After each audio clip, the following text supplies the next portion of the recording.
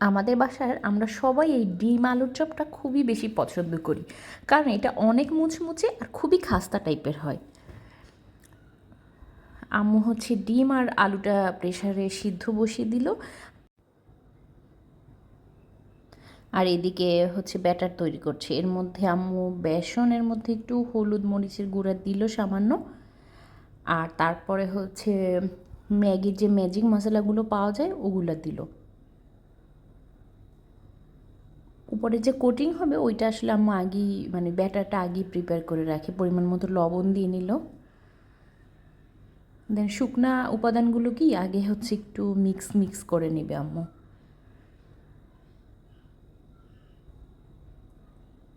তারপরে পানি দিচ্ছে, ওইটাও আসলে চোখের আন্দাজে পরিমাণ মতোই।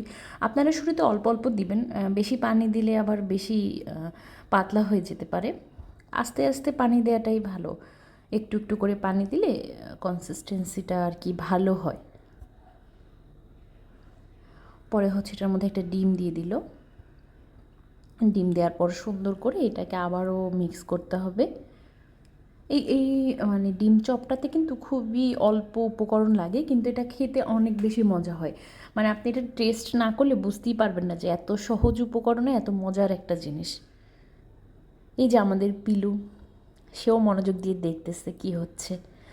এই ব্যাটারটা বানানোর পরে রেস্ট করে রেখে দিতে হবে কিছুটা সময়। আর ওইদিকে সেই সিদ্ধ করা আলুর মধ্যে একটু লবণ আর ম্যাজিক মশলা ম্যাগির ওইটা দিয়ে দিচ্ছে আম্মু। এটার মধ্যে কিন্তু কোনো পেঁয়াজ বা আদার্স কোনো মশলা কিছুই ব্যবহার করা হবে না, শুধু এভাবেই। দেন আম্মু ভালো করে আলুগুলোকে চটকে নিচ্ছে।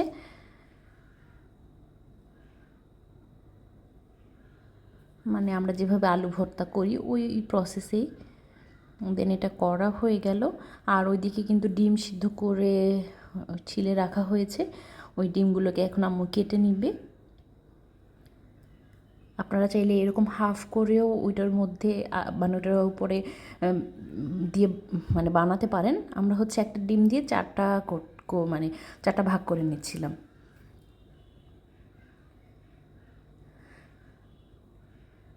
আম্মু হচ্ছে কিছু একটা দিয়ে চারটাও করেছে, আবার কিছু হাফও করেছে।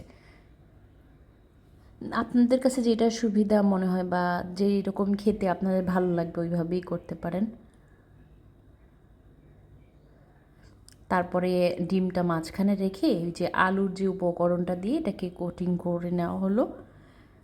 এরপর এই জিনিসটাতে একটা সিক্রেট ইনগ্রিডিয়েন্ট হচ্ছে মুড়ি। আম্মু কিন্তু এই আলুগুলোকে মুড়ির মধ্যে মানে ডোবাবে ডোবাবে বলতে মুড়ি দিয়েও একটা কোটিং করবে, তারপর বেসন দিয়েও কোটিং করবে, তারপর এটাকে ভাজবে। এই জন্যই এটা এত ক্রিস্পি হয়। এই যে সবগুলো বানানো শেষ হয়ে গেছে।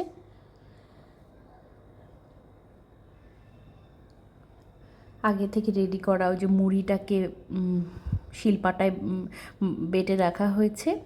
আর প্রথমে হচ্ছে ব্যাটারে চুবিয়ে বেসনের, তারপরে হচ্ছে মুড়ির মধ্যে আম্মু আবার গড়িয়ে নিল। এটা অনেকে ব্রেড ক্রাম্ব দিয়ে করে, বাট আপনি যদি এটা এভাবে করেন দেখবেন এটা টেস্ট পুরো অন্য লেভেলে চলে যায়, এটা খুবই মজা হয়। মানে একে একে সবগুলো দিয়ে দিল। আর এটাকে হচ্ছে এরকম গোল্ডেন ব্রাউন করে সুন্দর একটা কালার আসার জন্য অপেক্ষা করতে হবে।